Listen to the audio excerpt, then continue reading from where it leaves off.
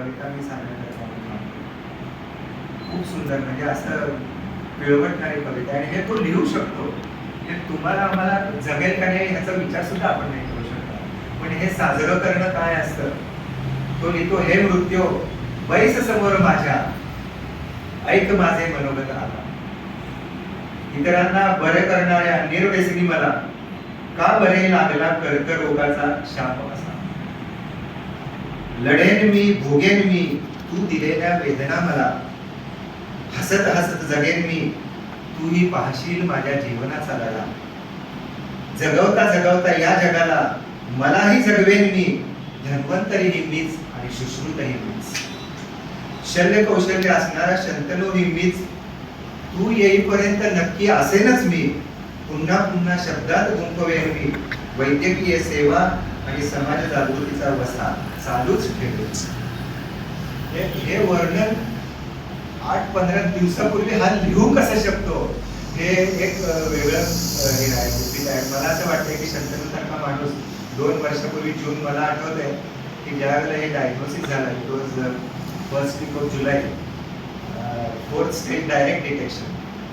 किती वाईट असतं बघा. म्हणजे पण तो म्हणायचा मिलिंद मलाच का, आपण म्हणतो ना तुलाच का, आपल्याला हे वाटतं तुलाच का झालं, मलाच का झालं. तो म्हणतो असं बोलायचं नाही परत, इट्स डेस्टिनी आणि आय हॅव टू, मला ते बेअर करायला असतं.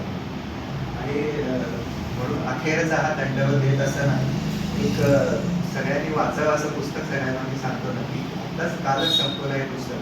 एक छोटंसं 1-2 वाक्य आहे. यातना सहन करत असताना, स्वतः विजत चाललो आहे हे समजत असतानाही,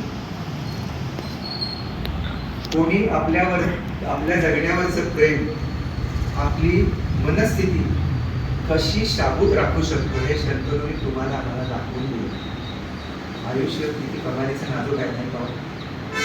शंतनूला या निमित्ताने खरं तर श्रद्धांजली हा भाग तर ठीक आहे, पण माझ्यासाठी I lost 2 close friends recently. Bachubhai चहा डिकेवाले आणि शंतनू वेर व्हेरी क्लोज. म्हणजे शंतनूमुळं मी खरं तर 27 वर्षापूर्वी त्याच्याशी जोडला गेलो 1997 साली. आणि त्याच्यामुळेच खरं तर मी कोरेगाव रोटरी क्लब सोडून वाई रोटरी क्लब जॉईन झालो. कोरेगाव सासूची म्हणजे इतकं आमचं जवळीक होती, इतकं प्रेम होतं आणि त्याला खूप जवळून बघायला मिळालं, खूप अनुभव आलं, खूप शेअर करण्यासारखं आहे. पण तसंच कधीतरी एखाद्या पुस्तकाच्या चर्चेबरोबर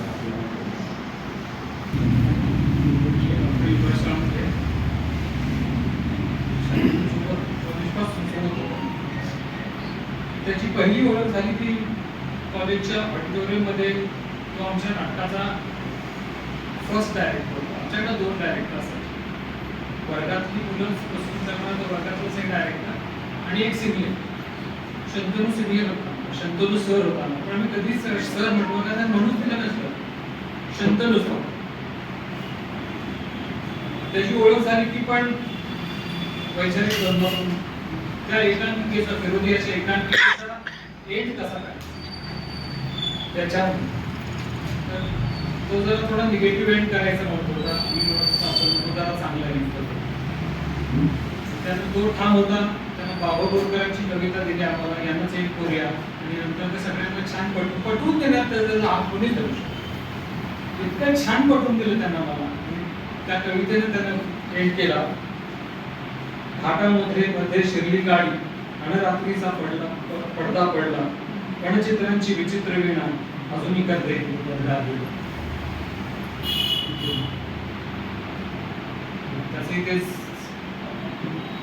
कदाचित असं वाटतं की त्याचं आयुष्य स्क्रिप्टेड होतं. त्याचा जन्म सुद्धा पॅट्रिऑटिक दिवशी आणि त्याचा एक्झिस्ट सुद्धा पॅट्रिऑटिक दिवशी. डॉक्टर बाबासाहेब आंबेडकर जयंतीला तो त्याने एंट्री घेतली त्या विश्वाच्या पटलावरच्या रंगमंचावरती आणि 15 ऑगस्टला एक्झिट घेतली.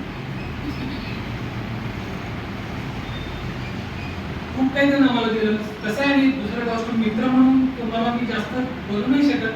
खूप काही इतकं बोलण्यासारखं असतं की काय बोलायचं. खूप समृद्ध केलं त्यांना आमचं आयुष्य. समृद्ध आम्ही खरंच इतके समृद्ध झालो.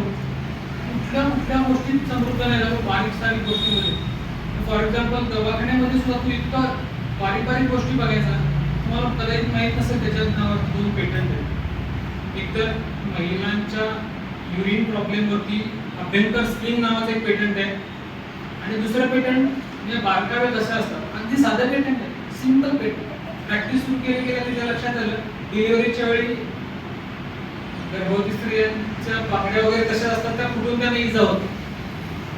काचेच्या बांगड्या असतात त्या भिजतात, त्यांना इजा होते.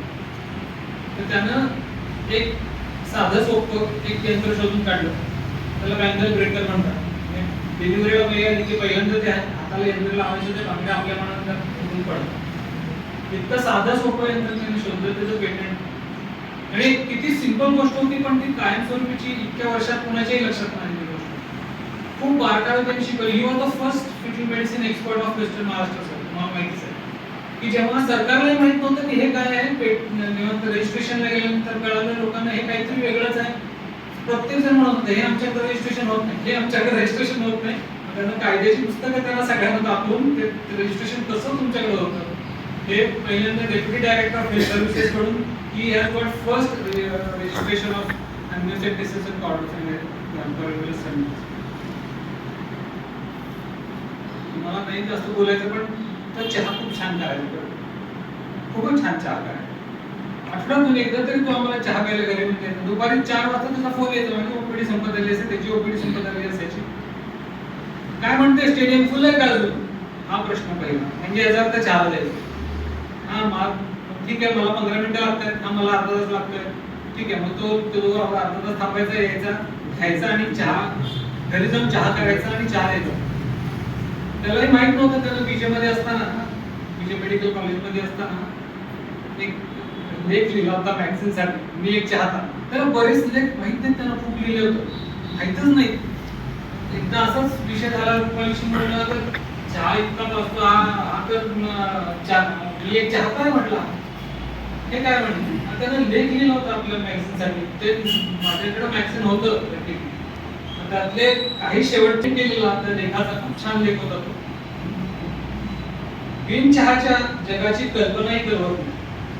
कुणीतरी म्हटलंच आहे असं म्हणून ते मीच म्हटलं आहे चहा तर प्या चहा, नाही चहा तर नुसतेच आहा आहा आहा आहा. आणि शेवटी जाताना तो आमच्या मनाला आहा आहा झटका लावून गेला. श्रद्धांजली कसं म्हणायचं त्याला सलाम.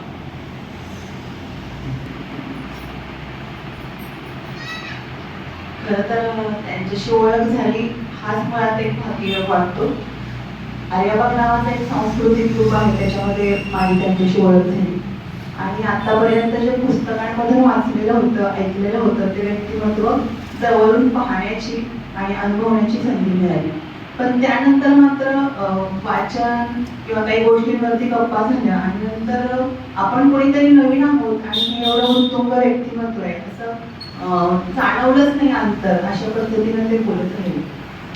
साधारण मोजकेच त्यांच्या माझ्या गाठीभेटी झाल्या असतील, बोलणं झालं असेल, पण त्या प्रत्येक वेळेचं बोलणं लक्षात राहील अशा प्रकारचं होतं.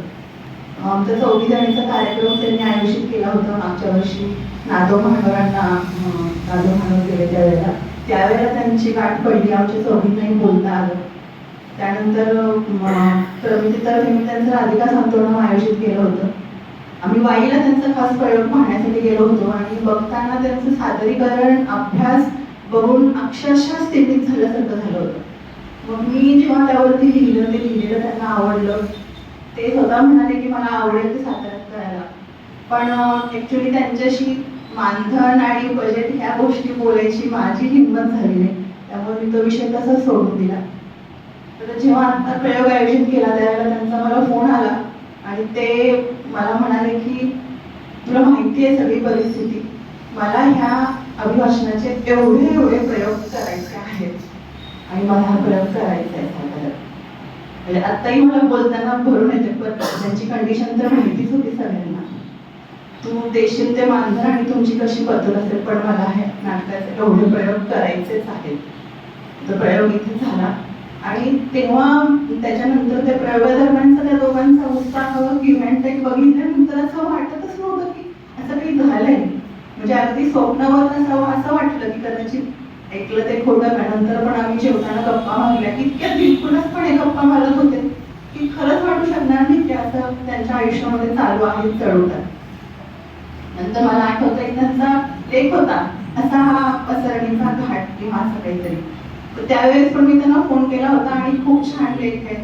त्या दरम्यान वाडावरती आपल्या पुस्तक प्रेमीवरती वाडा विषयावरती लेख झाले होते काही लोकांचे, त्यांचा एक लेख होता.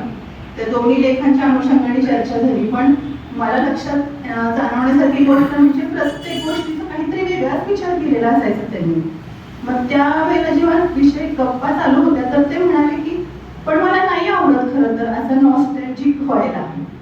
कारण हे आपण नॉस्टॅल्जिक होतो पण ह्यामध्ये कुठंतरी इनडायरेक्टली आपली अशी इच्छा असते का की दुसऱ्या कोणीतरी त्याच परिस्थितीमध्ये राहावं. म्हणजे आता असं पहिलं काही उरलं नाही असं ज्यावेळेला आपण म्हणतो त्यावेळेला आपल्याला तर त्या परिस्थितीत राहायचं नाही, आपल्याला त्या जुन्या वातावरणात राहायचं नाही, आपल्याला सगळं विज्ञान पाहिजे, आपल्याला सुधारणा पाहिजे. पण तिसऱ्या कोणीतरी आपल्याला तो आनंद मिळावा, तो नॉस्टॅल्जिया मिळावा म्हणून त्या परिस्थितीत राहावा अशी आपली अपेक्षा असते. म्हणजे मी एकदम शॉक झाले कारण हा विचार कधी आपण केलेला नसतो. प्रत्येक वेळेस आपण असा विचार करतो की अरे हा पहिल्यासारखं वातावरण नाही, पहिल्यासारखं निसर्ग नाही, पहिल्यासारखं गाव राहिलं नाही. पण असं करताना हा कुठेतरी स्वार्थी विचार आहे, हा विचार आपल्या डोक्यात नसतो आलेला. त्यामुळे अशात खूप म्हणजे भरून येते अगदी बोलताना. आणि म्हणजे खरं विज्ञाननिष्ठ म्हणजे मी मागच्या महिन्यामध्ये आम्ही कॅन्सर माझं सांगती पुस्तक वाचत होतो आदित्य गावडेकरांचं, श्रोतेकरांशी खूप वेळा बोलणं झालं. त्यांनी एकदम धीराने सामना केला कॅन्सरचा. ते अध्यात्माकडे झुकले आणि शंतनू सरांनी मात्र पूर्णपणे विज्ञानाधिष्ठित राहून सगळ्या गोष्टी केल्या. म्हणजे सांगणं आणि म्हणणं खूप सोपं असतं पण त्या आचरणात आणणं खूप अवघड असतं. आणि त्या नाटकाच्या दरम्यान जाणवलं त्याच गोष्टी कायम जाणवल्या की त्यानंतरचं जे आयुष्य आहे ते माझ्याकडे एवढं आयुष्य आहे तर त्याचा मी कशा पद्धतीने प्रॉडक्टिव्ह उपयोग करून घेऊ शकतो, तो रॅशनल विचार करून प्रत्येक मिनिट कृतीमध्ये आणणं हे खरंच अनुकरणीय आहे. म्हणजे त्यांच्या जाण्याने शिकवलं असेल तर ते एवढंच की जाणं अपेक्षित होतं पण काहीतरी चमत्कार होईल असं वेगळी आशा वाटत राहते, तर असं काही होणार नसतं. त्यामुळे आयुष्यातलं प्रत्येक मिनिट अनमोल आहे आणि तो अशा पद्धतीने घालवता आला पाहिजे. आणि माझ्या एका मैत्रिणीच्या पण गायनेक प्रॉब्लेमसाठी मी त्यांना फोन केलेला होता. तर मला जाणवलं असं की त्यांच्याकडे ज्ञान भरपूर होतं पण ते दोन्ही हातांनी वाटण्याची जी दुर्मिळ प्रवृत्ती आहे ती पण त्यांच्याकडे होती. म्हणजे हातचा राखून असा हा मनुष्य चालला आणि त्यांच्या जीवनापासून घ्यायचा तर हाच बोध आपण घेऊ शकतो. ईश्वरांची डॉक्टरांच्या विनम्र स्मृतीस मी अभिवादन करतो. जी माझी पहिली वेळ झाली ती आळीने कुठेतरी या पुस्तक प्रकाशनात थोडंसं संवादही झाला. पुस्तक मी घेतलं घरी गेलो, पुस्तक वाचलं. पहिलीच भेट होती म्हणून मी त्यांना फोन केला. मी सचिन प्रभू यांची सचिनला म्हटलं हे वेगळंच होतं, साताऱ्यात रत्नांची खाण आहे, काय प्रतिभाशाली हा लेखक आहे, व्यवसायानं डॉक्टर आहे आणि भाषेवर एवढं प्रभुत्व आहे. शब्दांची पखरण त्यांनी स्वतःच्या निर्मितीतून केली आणि 2022च्या दिवाळी अंकाचा तो लेख त्यांनी आपल्या बुकवर टाकलेला. डिटेक्ट झाल्यानंतर लेख वाचल्यानंतर जो धक्का बसला. धक्के दोन प्रकारचे. एक तर त्यांचा मृत्यू त्यांना कळलेला होता आणि दुसरी गोष्ट की मृत्यूला सामोरं कसं जायचं याची तयारी त्यांनी केली. हा एक धक्काच होता कारण इतकं सामर्थ्य कोणाकडे नसतं. जे एखादी बंदुकीची गोळी येते किंवा बाण येतोय आपण चुकवण्याची भाषा करतो मनातल्या मनात, पण हा तो गोळा आहे, हा आपल्याला सोडणार नाही. तो गोळ्याच्या रूपाने मृत्यू आपल्या समोर उभा ठाकलेला आहे. इतकं माहीत असताना त्या मृत्यूचं स्वागत करण्यासाठी, जसं सरांनी आपल्या कविता ऐकवली, तर स्वागत करण्यासाठी तो तयार होतो मानसिकदृष्ट्या. ही खूप मोठी गोष्ट आहे. एक प्रतिभावंत लेखक, वक्ता, नाट्यकलावंत आणि सगळ्यापेक्षा समाज मन जाणणारा, सामाजिक भान आणि समाज मन आपल्या लेखणीतून मांडणारा असा हा प्रतिभावंत लेखक. आपल्याला जाता जाता सहज म्हणजे पाडगावकरांची कविता आहे की चांगलं कसं जगायचं, कणत कणत की घन म्हणा, ह्या काव्यात्मक प्रश्नाचं गंभीररित्या उत्तर देऊन डॉक्टर अभ्यंकर गेले. म्हणजे जाता जाता सुद्धा त्यांनी मृत्यूला कसं सामोरं जावं त्याचं उत्तर आपल्या पुढे त्यांनी ठेवलेलं आहे. आणि ही खूप घेण्यासारखी गोष्ट आहे. किंबहुना मला नेहमी असं वाटतं उठल्यानंतर की चला कालचा दिवस रात्र संपली, आजचा दिवस मिळाला हे आपलं भाग्य, आता किती जगणार आहे माहिती नाही. कारण आजारी असल्यानंतरच माणसाला मृत्यू कळतो असं नाही, कोणालाही तो येऊ शकतो, कधीही येऊ शकतो. आणि मरण मानगुटीवर घेऊन जगणं काय असतंय ते केवळ सीमेवरच्या सैनिकांना जसं कळतं तसं डॉक्टरांनी आपल्याला जाणून दिलेलं आहे. ते डॉक्टरांनी मरण मानगुटीत घेतलं, किंबहुना मरणालाच खांद्यावर घेऊन ते सोबत केले. आणि अजरामर कलाकृती त्यांच्या मागे ठेवलेल्या आहेत. ती त्यांची स्मृतीस्थळ आहेत, ती त्यांची स्मारक आहे, ती जिवंत आहेत. आणि त्यामुळे डॉक्टरही आपल्याबरोबर जिवंत आहे असं मला वाटतं. त्यांच्या स्मृती आपण जागृत ठेवूया, हीच त्यांना आदरांजली ठरेल. मी थांबतो. त्यांच्या बाबतीमध्ये मान्यवर व्यक्तीने आपल्या म्हणून भाव व्यक्त केलेले एक चतुरस्थ व्यक्तिमत्व हे आपल्याला गेलेलं आहे. आणि मला ह्या व्यक्तिमत्वाचं खरोखर एक कुतूहल वाटतं. आणि सांगायला हरकत नाही की दत्तप्रसाद दाभोळकर आपले शास्त्रज्ञ ते मला नेहमी आमचे फोन होता किंवा बहिर आणलेलं असतं, त्या ते नेहमी म्हणायचे की ह्या व्यक्तीला एकदा तू मनापासून भेट, आपण इथं आल्यानंतर महिला आल्यानंतर एकदा भेटूया. त्यामागचा हेतू म्हणजे तिरफुला गप्पा यांच्याशी झाल्या पाहिजे ही त्यामागची त्यांची एक भावना होती. काल त्यांची जेव्हा बातमी कळाली तेव्हा मी त्यांना फोन केलेला होता, अरे मला नाही बोलत आहेत पण आपली इच्छा अपुरी राहिली. ह्या आताच्या ह्याच्यामध्ये जे सांगितलं गेलं की स्वातंत्र्यवीर सावरकर असतील किंवा साने गुरुजी आहेत, अशी काही महान व्यक्तिमत्व आपण अनुभवलेली आहेत, आपण वाचलेली आहेत, आपल्या काही सहकारीने राहिले. परंतु आज मृत्यू मला माहीत असताना सुद्धा 2 वर्ष माहिती आहे की मी उद्या मला काय होणार आहे, पण असं असताना सुद्धा ही व्यक्ती त्याला हसतमुखानं सामोरे जाते, ती त्याचं मनापासून स्वागत करते. हे खरोखरच एक गुरुही माझ्यासारखा एक कलाकार आहे, एक विद्यार्थी चित्रकार आहे, लेखकही असतो, तो बोलते असतो, पण मला खरोखर धक्का वाटतो. आता आमचा जसा आपला आम्ही पुस्तक प्रेमी हा आपला व्हॉट्सअपचा ग्रुप आहे, त्याप्रमाणे नाशिकला कुसुमात रजावी ते त्या काळाचे ते जे होते चाहते होते त्यांनी आता ते त्यातले काही केले. पण त्यांनी व्हॉट्सअप सुरू झाल्यानंतर रसिका तुझ्यासाठी म्हणून आम्ही ग्रुप सुरू केला. माझ्या वतीने आम्ही त्याचं काहीतरी पण काल बसून वाई असेल, पुणे असेल, नाशिक असेल, इथून पोहोचवा, तुम्हाला काही जास्त माहिती मिळत असेल तर आम्हाला कळवा, आपण त्याच्यावरती आहोत. आपल्या ग्रुपवर सुद्धा या प्रकारची माहिती ही प्रकारची होत गेली. बरोबर वाईट वाटतं की अशी जी सगळी महान व्यक्तिमत्व आज आपल्या आजूबाजूला आहेत, बरोबर ती गेल्यानंतरच आपल्याला का अनुभवता येतं, का कळतं. तर माझी एक कलाकार म्हणून ही माझी काळजी ठरते. मी वेळोवेळी माझे विचार कुठे ना कुठेतरी माध्यमातून व्यक्त करत आलो. तो टी व्ही असेल, आकाशवाणी असेल, आणखी काही बाकीचं काही असेल माध्यम.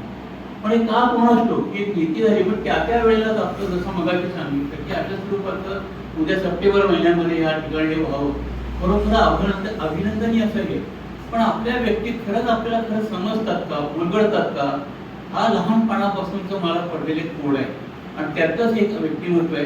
कारण वाई आणि सातारा काही फार मोठं लांब नाहीये. आणि इथं साताऱ्यामध्ये किंवा वाई आमचं गाव पुढं आणणार. सातारा जरी आमचं 28 सालापासून आजोबा इथं आले असले तरी वाईचे आमचे संबंध आहेत. आणि वाईला आजोबा होते, वकील म्हणून ते चांगले क्रिमिनल फॅकल्टीमध्ये तिने नाव कमवलेलं आहे. तर्कतीर्थ आहेत, त्या लोकांचे सहवास लाभले. त्यामधला शंतनू अभ्यंकर व त्यांचे वडील शरद अभ्यंकर यांचा या मला आश्चर्य वाटतं की एवढी माणसं आणि 2 वर्ष या माणूस का करतोय. साताऱ्यासारख्या ठिकाणी जो एक कार्यक्रम झाला त्याची कालपासून या विविध ठिकाणी आज आणायचा, काल 15 ऑगस्ट असल्यामुळे वर्तमानपत्र नाहीये. परंतु या माध्यमांमधनंही हे होते की 7-8 ठिकाणी की एक अवघड विषय त्याला किंवा आपण काही प्रघात पद आपण मानतो, प्रोटोकॉल समजतो, तर कामसूत्रावर आधारित असा एक तेलुगू कवयित्री, मगाशी डॉक्टर राजेंद्रना उल्लेख केलेला होता, तसं ह्या कवयित्री मुत्तम पलटी त्यांनी राधिका सांत्वन या दीर्घ काव्याचे अभिवाचन डॉक्टर शंतनुनी त्यांच्या पत्नी डॉक्टर रुपाली यांनी आपल्या इथं साताऱ्याला केलेलं होतं. 2.5 तासाचा हा कार्यक्रम झाला. परंतु त्या साताऱ्यातील हा कार्यक्रम हा सगळ्यांच्या आयुष्यामध्ये म्हणजे त्यावेळी त्यांची रंगभूषा, वेशभूषा, त्यांचं बोलणं, अभिवाचनाची पद्धत, जसं मगाशी राजेंद्र मानेने उल्लेख केला, अभिराम भडकमकर, हे जे काही सगळा एक ग्रुप आहे त्याचे प्रतिबिंब या ठिकाणी दिसतं. आणि हे आहे थोड्या काळात साठीचे आपल्याला लाभलेलं एक व्यक्तिमत्व होतं. ते आपल्यातनं लवकर म्हणजे त्यांना कल्पना असून मृत्यूचं ते स्वागत करतात. मला खरोखर स्वातंत्र्य सावरकरांचं हे वेगळं आहे, पण ते ह्या लहान वयामध्ये असे ह्या ठिकाणी हे करतात. हे खरोखर हा एक मोठा दीपस्तंभ आपल्यातनं खरोखरच गेला, खरोखर वाईट वाटतं. मनापासून मी आणि माझ्या परिवारातर्फे त्यांना मनपूर्वक श्रद्धांजली. ओम शांती शांती शांती. मी डॉक्टर सुनील देशपांडे, मी मेडिकल आहे, माझं काम किसानमध्ये जातो. शंतनू सरांचे माझी ओळख सलंडर 23 म्हणजे 2002 पासूनची आहे. आणि खरं सांगायचं म्हणजे त्यांचे वडील हे माझे चांगले मित्र आहेत. म्हणजे वयाचं अंतर त्यांच्यापेक्षा ते 30 वर्षांनी मोठे, म्हणजे माझ्यापेक्षा अजून ते माझ्यापेक्षा 8 वर्षांनी मोठे. पण त्यांची आणि शरद सरांची माझी खूप मैत्री होती. त्याचा एक कॉमन फॅक्टर होता तो रोटरी क्लब. आणि मी वाई रोटरीचा सदस्य झालो आणि शरद अभ्यंकर हे रोटरीचे महर्षी असं आम्ही म्हणतो त्यांना वाईचे. तर त्यांचे आमचे कॉमन काही फॅक्टर्स होते. म्हणजे लेखन हा आवडता सब्जेक्ट होता, म्हणजे मला लिहायला आवडायचं, त्यांना आवडायचं. मग संपादन पद आमच्या रोटरीच्या याचं त्यांच्याकडे असायचं शरद सरांकडे. आणि त्याच्याबरोबर जाता येता त्यांच्या मयूर नावाचा जो बंगला होता तिथं सारखं जाणं येणं व्हायचं. आणि त्याच्यात ही व्यक्ती अगदी म्हणजे लोभसवाणं व्यक्तिमत्व, अतिशय बरोबर उंच आणि देखणं आणि बोलणं एकदा सुरू झालं की अतिशय ओघवतं. अशी ही व्यक्ती फारशी माझ्या परिचयाची नव्हती, पण शरद सरांची माझी चांगली मैत्री होती. आणि आमच्या मिसेस गायनेकॉलॉजिस्ट असल्यामुळे त्यांची आणि तिची मात्र त्यांची मैत्री खूप चांगली होती. ते पण इंटरॅक्शन ती गव्हर्नमेंटमध्ये आली होती आणि काही त्यांच्या काही अडचणी आल्या की ते एकमेकांशी संवाद साधायचे. अजूनही आतापर्यंत हॉस्पिटलमध्ये दोघांना कुठली काही अडचणी आल्या तर एकमेकांचं पटकन म्हणजे सगळेच गायनेकॉलॉजिस्ट एकमेकांना इतके प्रचंड म्हणजे मीपणा सोडून मदत करायचे. विशेषतः शंतनू सरांचं स्किल तर इतकं जबरदस्त होतं as a gynaecologist, as a surgeon, की आणि समजा एखाद्या पेशंटचं ब्लिडिंग थांबत नाही तर नुसतं कुठे असं झालं दुसऱ्या मिनिटाला ते ओपीडी थांबवून तिथं हजर होणार आणि 5 मिनिटात ब्लिडिंग थांबवणार, इतकं त्याचं ते स्किल जबरदस्त होतं. आणि याच्यात शरद सरांवर हळूहळू त्यांच्याशी माझी ओळख व्हायला लागली. मग त्यांनी मला ते प्रतीक थिएटर्समध्ये बोलवलं आणि मी फारसा नाट्य याच्यात फारसा रुळलो नाही, पण आमची लेखनामुळे खूप चांगली मैत्री झाली. आता या जूनपर्यंत जे जीमेल जे गव्हर्नन्स मेल असतो रोटरीचं इंटरनॅशनलचं डिस्ट्रिक्टचं, त्याचे ते ते एडिटर होते आणि सब एडिटर होतो आमचे. त्यामुळे इंटरॅक्शन यायची.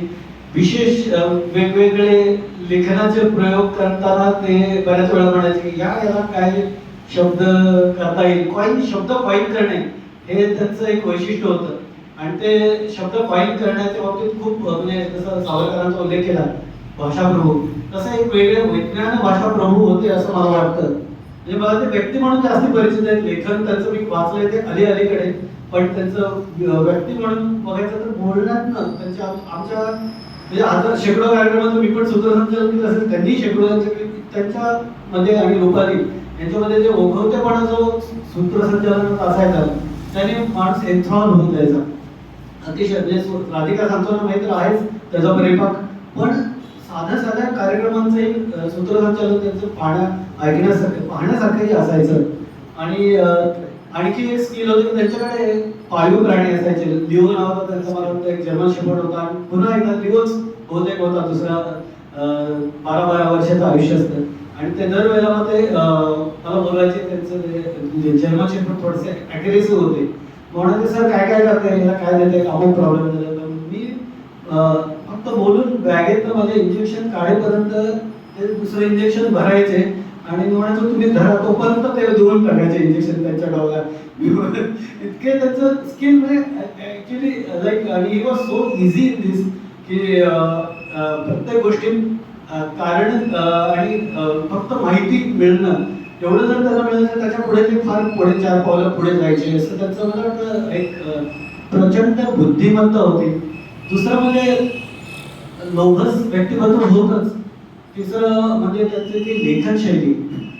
त्याचा जो वर्ग होता संजीवन विद्यालयाचे ते विद्यार्थी पाचगणीच्या, म्हणजे इंग्लिश मीडियममध्ये शिकलेले. म्हणजे खरं तर आम्ही असं आम्ही मराठी मीडियममध्ये शिकलो तर ते जनरल इंग्लिश मीडियमच्या काय किती म्हणलं तरी थोडंसं लिमिटेशन असतं भाषेचं. असं एक प्री असेप्शन ते सगळं पार शाटर झालं. मी म्हटलं हा माणूस काय लिहितो, काय बोलतो, काय शब्द, हे शब्द आपल्याला सुद्धा कधी सुचत नाही. इतके सुंदर सुंदर शब्द त्यात उर्वरिका वगैरे हा ठीक आहे वैज्ञानिक शब्द, पण असे सहज आणि जरी त्यांचा देवावर कदाचित धर्मावर विश्वास नसेल पण ज्ञानेश्वर तुकाराम यांचे अभंग सहजगत्या लिलया योग्य ठिकाणी वापरण्याची त्यांची जी हातोटी होती लेखनामध्ये ती म्हणजे एन्थ्रॉल करणारी होती. म्हणजे अक्षरशः कसं सुचतं असं वाटायचं, इतकं ते सुंदर त्याचा वापर योग्य ठिकाणी करायचे आणि अगदी सातत्य त्याच्यात त्याचं जे होतं ते खूप वाकडण्यासारखं होतं. मला आठवतं की मी त्यांना नेहमी म्हणत होतो तुम्ही एवढं लिहिता कसं, तुमची जर ओपीडी एवढी बिझी असते तर त्यांनी माझ्याकडे मला मोबाईल घेतला म्हणजे द्या इकडे मोबाईल. त्याच्यात एक जीबोर्ड म्हणून ॲप त्यांनी पटकन डाउनलोड केलं प्ले स्टोरवरून, म्हणजे बोला आता बोललं की एक वाक्य पटकन मराठीत ती आपोआपच टाईप झाली, आता लिहित राहा असं. हा जो काय म्हणतात तो गुरुमंत्र असता छोटासा काहीतरी वेगवेगळी अशा शेकडो आठवणी.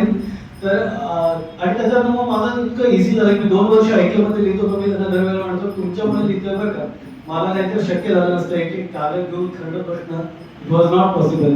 आणि अशा पद्धतीने इतकं त्यांनी सुंदर असं लेखनाचं हे केलं. मला आठवतंय म्हणजे मला वाटतं की मोहर्डेकर किंवा विठ्ठल प्रभू हे वाचनाचं धारिष्ट्य आणि धाडस कधी झालं नाही, पण शंतनू सरांची जी भाषा आहे त्यामुळे लैंगिकता हा विषय सुद्धा इतका स्वच्छ सुंदर असू शकतो याची जाणीव सर्व मराठी साहित्याला झाली. आणि ते मला वाटतं त्यांचं फार मोठं कॉन्ट्रीब्युशन आहे असं मला वाटतं.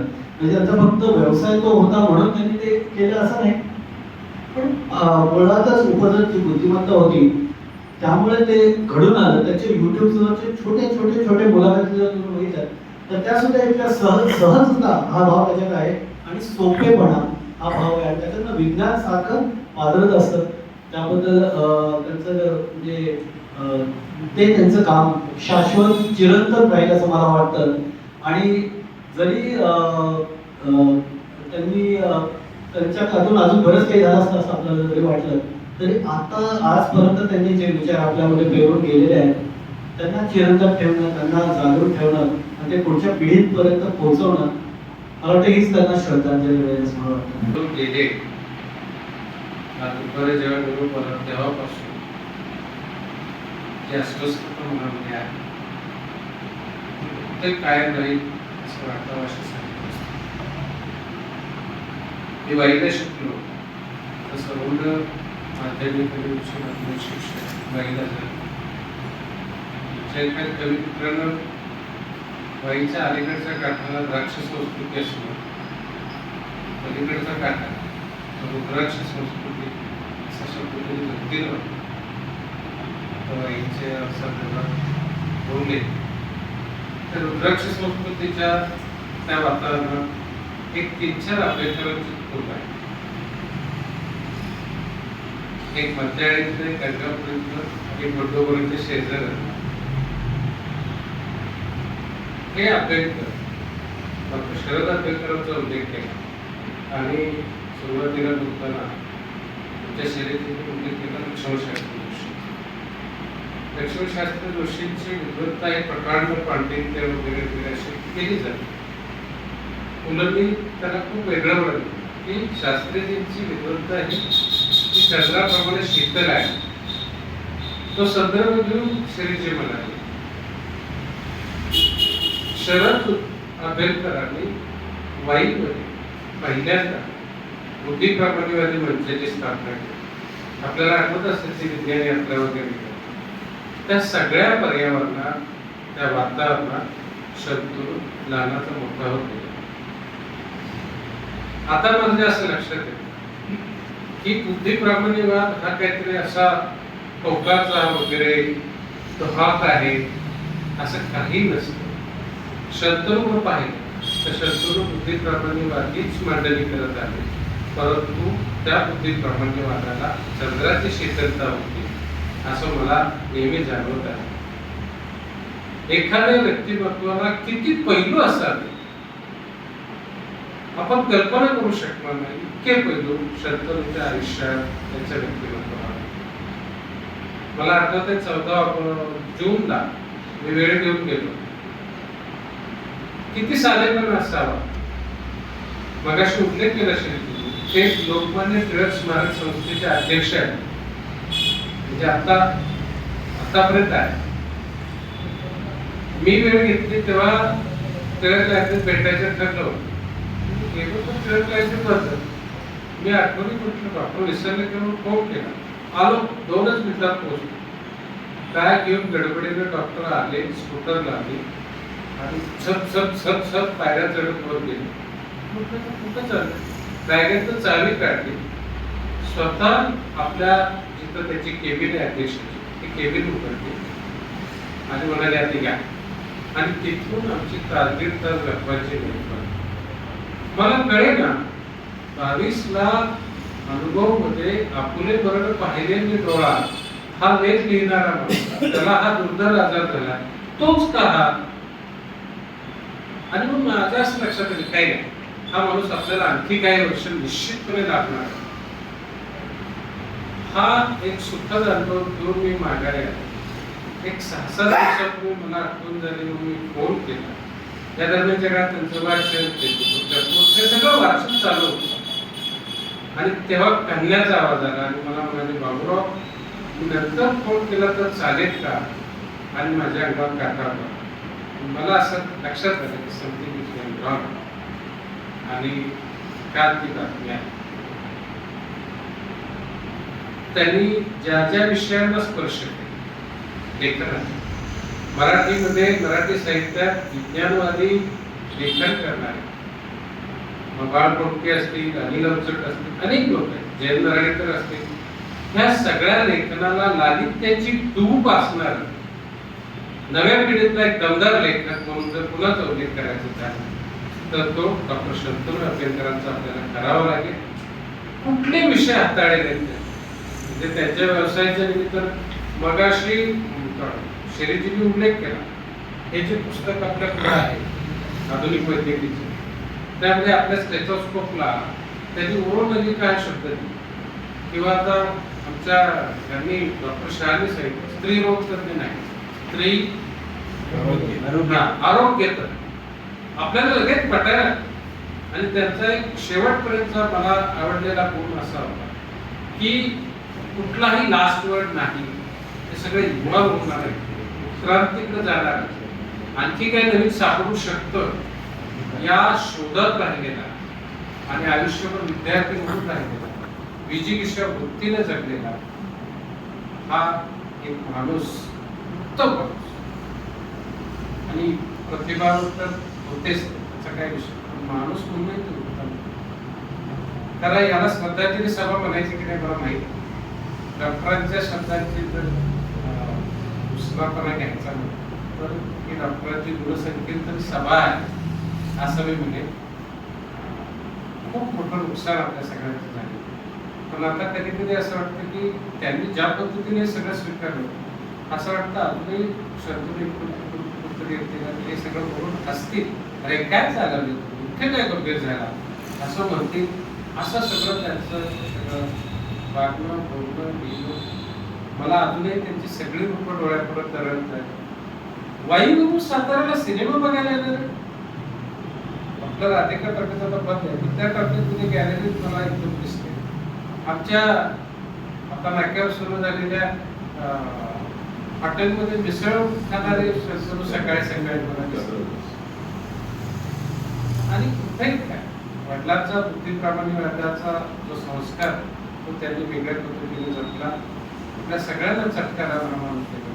परंतु मी काय म्हटलं तसं या माणसानं जी साहित्य सेवा जे विषय लोकांच्या पुढे आणले आणि आपल्याला विचार करायला प्रवृत्त केले, त्या वाटेनं तो पुढे निघाला. आपण सगळ्यांनी पुढच्या काळामध्ये मोठी करूया, हीच त्यांना खऱ्या अर्थानं त्यांचं स्मरण आणि त्यांना श्रद्धांजली असणार आहे. मी शिरीजींच्या या उपक्रमात त्यांनी जे म्हटलं की त्यांची जी सगळी पुस्तकं आहेत, मला आता बसल्या बसल्या एक कल्पना सुचली, मी तयार करतो, मला फार आवडेल. फेसबुकवरच्या जेवढ्या पोस्ट त्यांच्या प्रतिक्रियासह याला जर आपल्याला पुस्तक देता आलं तर ते जरा मोठं होईल, थोडं एडिट करता आलं तर बघूया. पण डॉक्टर शंतनू ऑन फेसबुक असं काही करता आलं तर ते कायमस्वरूपी राहील. आपण सातारकरांनी त्यांच्या या स्मृती जागवण्याचा वेगळ्या पद्धतीने प्रयत्न करूया. पुन्हा एकदा डॉक्टरांना श्रद्धांजली अर्पण करत आहोत. तिथे जमलेले बहुतेक सर्व आपल्या पुस्तकप्रेमी समाजाचे सदस्य आहेत. त्यापैकी आज उपस्थित न राहिलेल्यापैकी 4 जणांनी मला त्यांच्या प्रतिक्रिया वाचून दाखवून ते मी पहिल्या करतो म्हणून मी माझं म्हणलं. नागपूरची ज्योती प्रभू म्हणून आपले पुस्तकप्रेमी समाजाचे मित्र आहे, सांगितलं की एक कृतार्थ जीवन, पुस्तक प्रेमाचा आणि प्रेमींचा सुद्धा राजा डॉक्टर शंतनू. अधिराज्य होते आपल्या विचारांना, मतांवर गोंधळवाद, छोट्या संकल्पना, अंधश्रद्धा यांचा प्रचंड तिटकारा परखड शब्दात मांडण्या आणि शास्त्रोक्त पद्धतीने मुद्दा ठेवण्याचा त्यांचा हातखंडा धरणारा. क्वचितच चुकीच्या परंपरेविरुद्ध प्रवाहाच्या उलट्या दिशेने पोहण्याचे, धावण्याचे धाडस, आपली मते योग्य उदाहरणासहित समजावणारा हा यात्री. भोवती मृत्यूचे तांडव सुरू असतानाही आपले मनोधैर्य तुटू न देणारा योद्धा म्हणजे शंतनू. जीवनातल्या सुंदरतेचा ध्यास, बुद्धीचा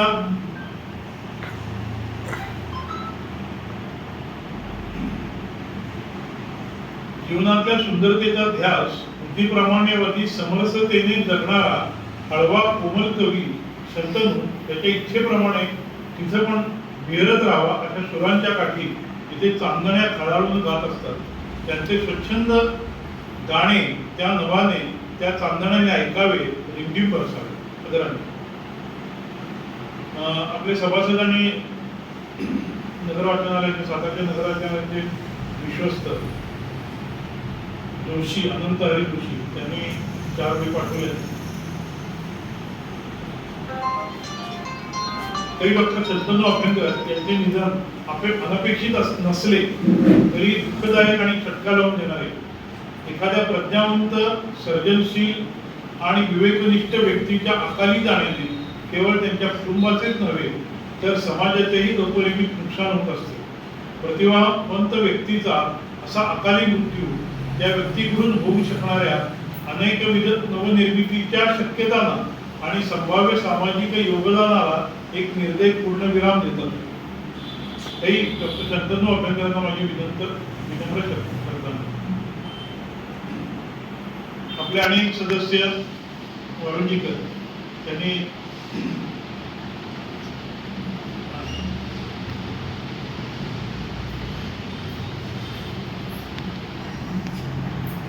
वहीसह पश्चिम महाराष्ट्रातल्या नव्या लेखकांच्या मध्ये आघाडीचं नाव म्हणजे शंतनू. त्यांच्या राधिका शांतनूंची मला विशेष पुरळ पडली होती. माझ्या अपवित्र अभिलाषा या कविता संघातील अनेक कविता या राधिका शांतनूंच्या जवळ जाणाऱ्या आहेत. आमच्या कवितेच्या प्रदेशात प्रस्तुत अजूनही येतो वास मुलांना या कार्यक्रमाच्या आयोजनात शंतनू अभ्यंकर यांनी मुलाचा पुढाकार घेतला होता. अंजली ढमाळ, मधुसूदन पत्की आणि देवानंद सोनटक्के यांचा प्रमुख समावेश असलेल्या या कार्यक्रमाला वाईकरांची पावती मिळाली ती केवळ शंतनू अभ्यंकरांकडे. त्यांनी इतके सहजपणाने आणि सकसपणे लेखन केले आहे की वाचणाराही थक्क व्हावा. आणि मला वाटते आठवलं तर मी सांगतो. तत्पूर्वी मी माझं मनोबल बोलू तेवढं कमी म्हणून मी मुद्दाम लिहून आणले ते त्याला दैनिक सकाळमध्ये देखील आपण ते वाचाल, त्या दृष्टीनं मी त्याचं वाचन करतो. कारण काय बोलू आणि कसं बोलू हा बरोबर फार मोठा प्रश्न आहे. ही कवी गोविंदांची एक कविता आहे, मृत्यूचा सोहळा. त्यामध्ये त्यांनी तनुक्रांती हा शब्द वापरला. की मृत्यू म्हणजे फक्त तनुक्रांती आहे. माझं जीर्ण झालेलं देह हा मी बदलणार दुसऱ्या देहात. अर्थात शंतनूशी अनेक वेळा बोलताना या कवितेचा उल्लेख झाला आहे. त्यांनी अनेक वेळा आम्हाला अशी चर्चा झाली की काय म्हणायचं, तुला चिरशांती देव म्हणायचं, आत्म्यामध्ये तुझं पंचतत्वात देह म्हणजे त्याला म्हणायचं, का मुक्ती मिळेल असं म्हणायचं. त्यावेळी प्रत्येक वेळी आम्ही चर्चा करायचो की हा एक अणूचा गोळा आहे, रेणूंचा गोळा आहे. त्याची स्वतःची जी जगण्याची इच्छा आहे ती निघून गेली. ती इच्छा कुठल्या स्वरूपात आहे हे कोणालाही मिळते. त्याला आत्मा तुम्ही म्हणायला नका, त्यामध्ये केमिस्ट्री सोडता दुसरं काही नाही असं त्याचं म्हणणं. त्याच्यावर अर्थ वाद होईल. मी असं लिहिलंय की एक वादळ शांत झालं. काय बोलू आणि काय लिहू, शंतनू आज आपल्यात नाही. कधीतरी ही घटना नजीकच्या भविष्यकाळात घडणार होतीच. ती 15 ऑगस्ट रोजी घडली इतकेच. एक वादळ शांत झालं. त्यालाच नव्हे तर सर्व संबंधितांना त्याची कल्पना होती किंवा त्यानं स्वतः करून दिली. त्याचं आयुष्य कमी राहिलं पण त्याचे विचार मात्र स्पष्ट होते. आपल्याला फुफ्फुसाचा कर्करोग झालाय. 4थ्या टप्प्यामध्ये असताना त्याचे निदान झाले. हा एक असाध्य आजार आहे, ठीक आहे, पण मी त्याला किती कोटाळून बसू. या कृती वाण जर असतात त्यांचं दुःख करायचं नसतं. थँक्यू मिस्टर ब्राड वाक्य आहे. या कृती वाण जर असतात त्याचं दुःख किती करायचं. नेमका हाच विचार त्याने केला. त्या आजाराने मलाच का निवडले, तेही संपूर्ण शरीराला पुरता विळखा घातला आणि मगच मला का समजले, असे माझ्याच बाबतीत का, असा प्रश्न काही करून उपयोग. त्याच्या कुटुंबियांना आणि मित्रांना हा प्रश्न सारखा पडतो. तो सतत वास्तववादी होता. जमिनीवर पाय आणि डोक्यावर बरोबर ठेवून त्याचे विचार आणि त्याचे सर्व निर्णय व्हायचे. आगामी काळात अपरिहार्य असणाऱ्या आपल्या मृत्यूचे नियोजन त्यांनी उत्तम केले. गेली 2 वर्ष अव्याहत त्याची गडबड झाली की बडबडीत झाली. आजाराचे निदान आणि उपचार आणि त्याला मिळणारा प्रतिसाद पहिल्या वर्षात इतका उत्तम होता की त्याचा झपाटा आणि कामाचं ओळख बघून आम्ही चाट करत होतो. त्याचे लेखन, वाचन, मनन आणि चिंतन सतत चालू होते. मृत्यू कसा यावा याबद्दल त्याला स्पष्ट कल्पना होत्या, त्या लिहून ठेवत होत्या. जेव्हा हातात काहीही करण्यासाठी होत नाही तेव्हा एकच गोष्टी उरते ती म्हणजे आशा. शंतनू आशादायी होताच, पण त्याच वेळी वास्तवाचे भान त्यानं धरून दिले नव्हते. इतकेच महिने आपल्या हातात आहेत, इतकेच दिवस आपल्या हातात आहेत, त्यामध्ये कौटुंबिक जबाबदाऱ्या पार कशा पडायच्या, पुस्तकाचे, मनातले सर्व विचारांचे लेखन आणि त्यांचे प्रकाशन कसे करायचे, रुग्णातील प्रचंड कामाच्या जबाबदाऱ्या कशा वाटून घ्यायच्या रुग्णालयात, हे सर्व त्यांनी अतिशय अलिप्तपणे परंतु समरसून केले. त्यानंतर तो मृत्यूला सामोरा गेला. त्याच्या मुलीचे डोळा गेलो, नंतर ते बाळात पडले. नातीचे कोडकं होतं, मुलाचा मोहितचा साखरपुडा, अगदी त्याच्या मुलांची MD आणि MSc परीक्षेची जी एंट्रन्स आता परवा झाली ते, हे सर्व काही त्यांना अतिशय उत्साहाने उत्तमपणे आपला आजार बाजूला सारून केले. नातीच्या कौतुकाच्या कवितांचे एक पुस्तक देखील आता प्रकाशित होणार आहे. गेल्या 2 वर्षात त्याची 5 पुस्तके प्रकाशित झाली. मूळच्या तेलुगू भाषेतील पण इंग्रजी भाषांतर झालेले एक पद्य पुस्तक त्याच्या हातात पडले. इंग्रजी पुस्तकावर ब्रिटिश राजवटीमध्ये अश्लील म्हणून बंदी आली.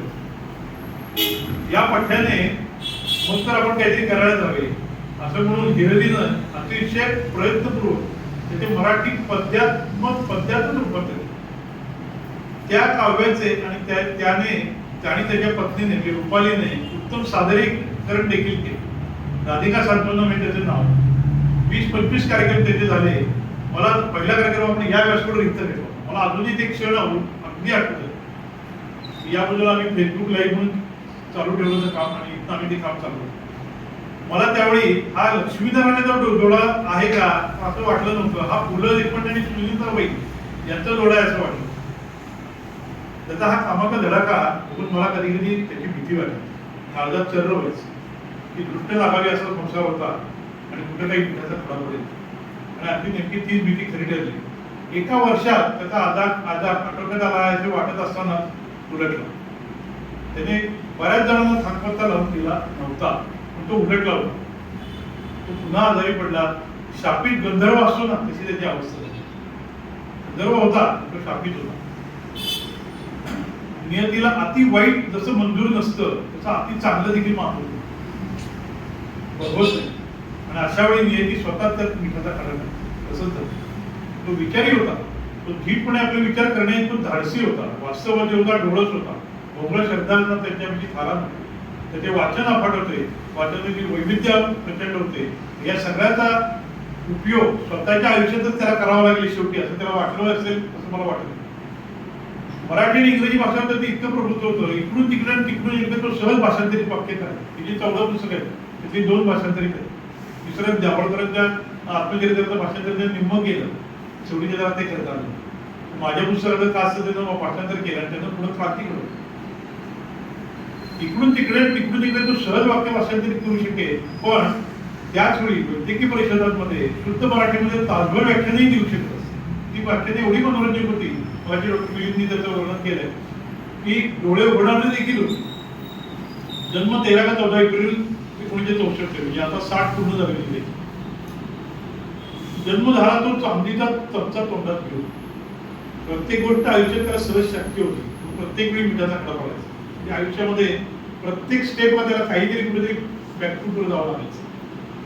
अनेक वेळा त्याची चर्चा झाली. देखणं रूप, ताडमाड उंची, अंगाचा गोरापान रंग, अमोघ वक्तृत्व, मिश्किल शैली, स्पष्ट पण न टोचणारं असं भाष्य. कुणीही प्रथमदर्शनी प्रेमात पडावं, त्याच्यावर मी एक वेगळा विनोदी लेख लिहिलाय. तर असं त्याचं व्यक्तिमत्व. रुग्णालयात तो असा वावरायचा की बघतच राहावं. 4 उकड्या होते त्याचे, 4 उकड्या. प्रत्येक उकडीत वेगळा अल्ट्रासाऊंड होता. महाराष्ट्रात नाही, भारतात नाही, कुठं असं असेल असं वाटत नाही. एकट्याची उकडी आणि 4 अल्ट्रासाऊंड. त्याला मी गमतीनं दवाई गंधर्व म्हणतो. सवाई गंधर्व की भारत, पण देवाला जसं देवालाच बघावं तसे शंतनूला पैफलीत अनुभव. काव्यशास्त्र विनोद याला भर तो आला की यायचा.